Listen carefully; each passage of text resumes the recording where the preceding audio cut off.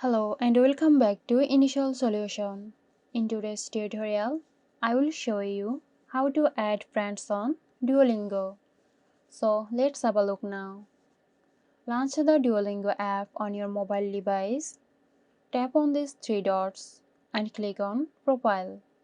Now from here, click on Add Friends button. Duolingo typically offers several options to add friends, such as connecting your contacts, finding friends via Facebook, or adding by username.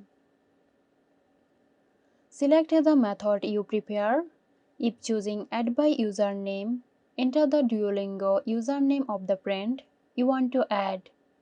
If you have connected contacts or found your friend using their username, select their profile and send a friend request. So that's it. Hope you found this tutorial helpful. Stay tuned for more helpful tutorials here at Initial Solution. This video is sponsored by Zerosoft. Zerosoft offers graphic design, UI UX design, digital marketing and web development. Elevate your brand with Zerosoft today. For more details, check the description box.